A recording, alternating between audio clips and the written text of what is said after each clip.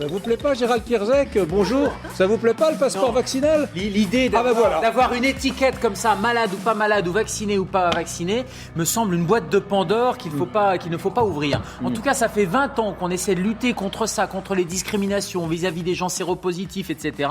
Et je pense que c'est pas aller dans le bon sens. Parce qu'aujourd'hui, c'est vacciné versus pas vacciné. Et demain, ça sera quoi? Ça sera telle maladie versus pas telle maladie. On va discriminer, on va faire des lieux pour gens sains et puis des lieux pour gens qui ne sont pas sains. Mais regardez, on le fait déjà, le vaccin pour la grippe, il y a déjà des... Ah oui, mais il n'y a pas des restaurants avec les gens vaccinés et les gens qui ne sont pas vaccinés.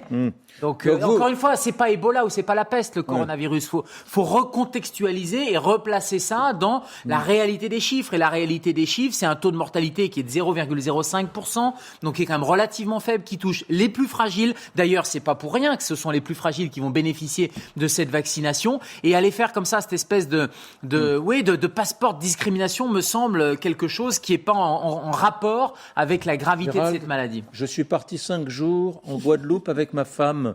La compagnie Air Caraïbes m'a demandé, pour embarquer, un test de moins de 3 jours que j'ai fourni. Alors c'est de la discrimination.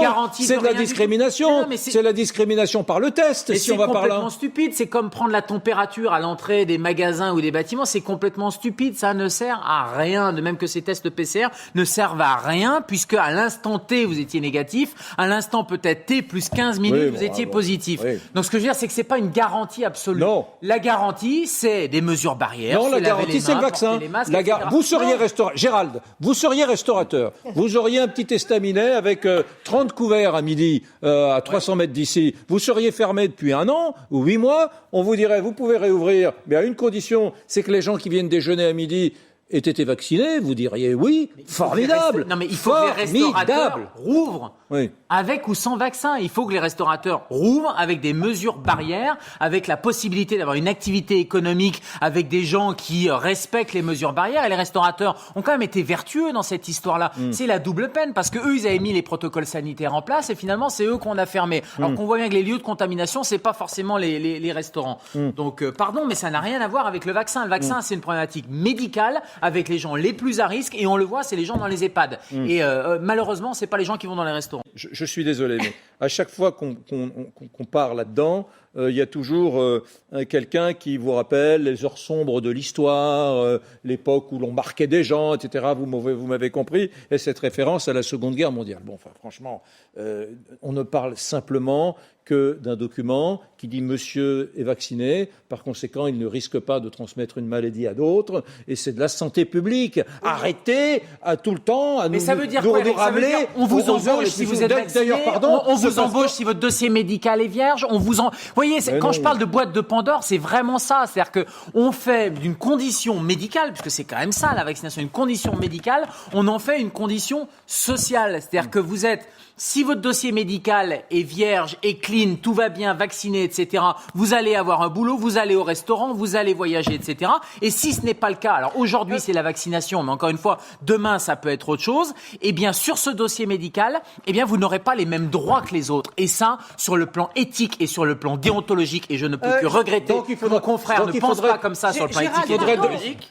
Au nom de la non-discrimination, Gérald, il faudrait autoriser les personnes qui ont un test positif au Covid-19 à rentrer dans un avion, par exemple, dans un restaurant ou à voyager en Australie, au Danemark. On connaît bien le problème. Il y a des soignants qui avaient un test positif à qui on a dit il faut aller bosser parce que on a besoin de vous. Et donc, on bossait avec un test positif. Mais à partir du moment où il y a les gestes barrières, qu'on appelle les barrières universelles, c'est-à-dire malade ou pas malade, positif ou pas positif, il n'y a pas plus de risque à la limite. On prend un masque, on se lave les mains et on va pas contaminer les autres. Et puis les bonnes pratiques, encore une fois, c'est de rester isolé pendant 7 jours. Et puis point barre. Regardez le président de la République, il a été isolé pendant 7 jours et il a pu mener sa vie après normalement. Il y a deux questions qui sont différentes. Il y a la possibilité de voyager. Et déjà aujourd'hui, quand on veut voyager dans certains pays, je termine.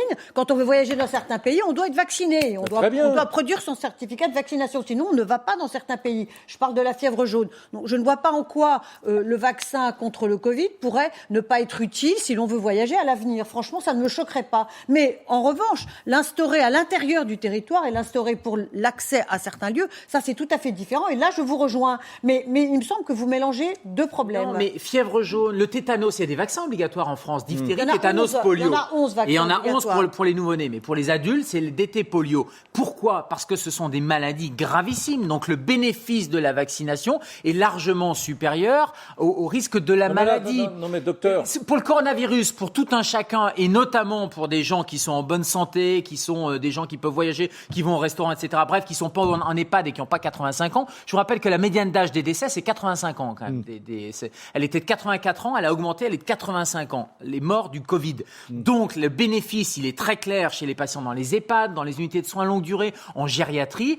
Il reste à prouver chez les autres. Donc il faut convaincre, prouver, informer les gens. Et ça doit rester du volontariat. On ne peut pas comparer la fièvre jaune et le tétanos et le coronavirus. Oui, c'est pas possible. Non, je ne compare pas. Je dis que quand on veut voyager, on demande déjà des vaccins. Si c'était, comme vous le dites, une maladie qui n'était pas si grave que ça, docteur, fallait nous le dire, parce que ça fait juste 11 mois ou 10 mois que l'économie est à l'arrêt. L'économie du monde entier. Moi, vous m'avez convaincu quand je vous entends, vous parlez de la médiane à 85. Les chiffres, c'est 0,05% de mortalité, 85 de médiane d'âge. Passons un coup de fil à Macron. Passons un coup de fil à Macron et disons-lui clairement que tout ce que... Le problème, c'est pas la gravité de la maladie, c'est la saturation du système hospitalier. C'est là l'enjeu. Il faut bien comprendre un truc, c'est que le vaccin protège des formes graves, c'est-à-dire qu'il protège non pas du portage du coronavirus, mais il protège avant tout, c'est l'efficacité qui est démontrée, les personnes les plus fragiles ne vont pas faire d'un portage ORL d'un petit rhume, vont pas faire une pneumonie. Vous pensez qu'une personne vaccinée peut contracter la maladie et la transmettre ? Ça ne garantit pas le fait qu'il n'y ait pas de portage de ce virus et donc de transmission. Ça, on n'a pas de données là-dessus pour l'instant. Donc ça veut dire que, médicalement, à date, ça n'a pas de sens de faire ça pour l'instant. Parce que dans votre restaurant ou dans votre magasin de chaussures, si tout le monde est vacciné, il y a peut-être des gens, il y a même sûrement des gens qui seront quand même porteurs du virus et qui pourront le transmettre quand ils vont visiter le week-end après dans leur EHPAD, etc. Donc encore une fois, les mesures barrières universelles, ce que dit le confrère, est baisser le niveau de circulation, ça paraît une évidence. Deuxièmement, tester de manière préventive. Troisièmement, renforcer les capacités hospitalières. Et quatrièmement, vacciner les plus fragiles. Voilà quelque chose qui est cohérent. Mais on n'en est pas à aller vous mettre je ne sais quoi de coups de tampon en disant voilà, vous pouvez vous balader et les autres, vous restez chez vous. Oui, il y a une objection de taille à ce passeport vaccinal et qui a été soulevée par le professeur Saluzzo, c'est que quand on voit les différentes étapes de la campagne vaccinale, on voit que ça va s'adresser d'abord à ceux qui habitent dans les EHPAD et le personnel soignant. Vous voulez dire que c'est pas les clients des boîtes de nuit? La deuxième étape, c'est les plus de 75 ans, les plus de 85 ans, les plus de 55 ans. Et la troisième étape, ce sont les autres. Mais la troisième étape, elle n'intervient pas avant, au mieux, la fin du printemps. Et c'est cette troisième étape-là qui, me semble-t-il, sera déterminante pour peut-être assurer une immunité collective ou en tout cas 50 à 60% d'immunité dans la population. Donc qu'est-ce qu'il faut faire? Il faut attendre le printemps pour décider de ce passeport vaccinal. Ça n'a aucun sens. Ça n'a aucun sens. Et puis il faut rouvrir. Je suis d'accord avec vous quand vous dites que les gens sont en train de crever économiquement. Il faut rouvrir avec des normes sanitaires. Il n'y a pas de raison, si le niveau de circulation est bas, il n'y a pas de raison de le faire. Et quand je parle de niveau de circulation, c'est pas les tests qu'on nous égrène tous les jours de PCR, ça monte, ça descend en fonction du week-end, etc. C'est vraiment d'aller faire des testings aléatoires selon la méthode des sondages dans les régions pour aller voir où ça circule et où ça ne circule pas. On le sait, depuis 11 mois. Mais non, il y a 3 régions en ce moment où ça circule beaucoup plus qu'ailleurs. Ça, c'est sur le taux d'incidence des gens, le niveau de test qui est fait dans ces régions-là. Et il y a des régions qui testent beaucoup et d'autres qui testent moins. On n'a pas une représentation, une cartographie de la France sur où est-ce que ça a circulé, sérologie, et où est-ce que ça circule de manière active. Romain Goupil. Moi, je suis tout à fait d'accord avec Eric et le professeur Saluzzo. Il faut vacciner. Le seul danger, c'est pas du tout avancer vers le passeport vaccinal et quelque chose qui est au niveau du temps, c'est juin. C'est-à-dire avant que... C'est totalement illusoire. C'est illusoire. C'est-à-dire qu'on dirait... Alors là, imagine que tu annonces passeport vaccinal demain, donc ça veut dire qu'il n'y a que 20 personnes qui peuvent aller... Là, je suis d'accord. Non, mais pour l'instant, les vaccinations, on en parlera dans un instant. Par contre, ce qui est très, ridicule, très désagréable, et c'est pour ça que je t'appuie et qu'on est d'accord, c'est quand tu vois dans les sondages que 62% des gens sont réticents. Et ils disent, c'est un peu trop tôt, on attend. Mais ils attendent quoi? Ils attendent que les 62% d'Allemands qui sont d'accord, ou que tous les Anglais qui vont se faire vacciner, voir s'il n'y a pas de risque. Mais c'est dégoûtant. Il y a réellement quelque chose qui me gêne terriblement. Une vision de la société particulière. Là, j'ai un restaurateur qui m'envoie par Twitter, il me dit ça serait bien que ce passeport soit appliqué aux employés du restaurant. Moi, restaurateur, je ne me vois pas faire du tri dans qui peut ou ne peut pas bosser. C'est-à-dire que les gens, ça veut dire qu'effectivement, il faudrait que les employés aussi, il y aurait ceux qui auraient le passeport et ceux qui n'auraient pas le passeport. Et c'est au restaurateur, de l'employeur de faire ce tri-là. Enfin, à un moment donné, on rentre dans cette vision de la société qui est assez terrible. Parce qu'encore une fois, aujourd'hui, c'est le passeport, sans efficacité médicale démontrée en plus, puisqu'encore une fois, la transmission, on ne sait pas si ça empêche de transmettre et de porter le virus. Et puis surtout, cette vision de dire on démarre par le passeport. Aujourd'hui, c'est le tampon coronavirus, mais demain, c'est quoi le deuxième tampon ?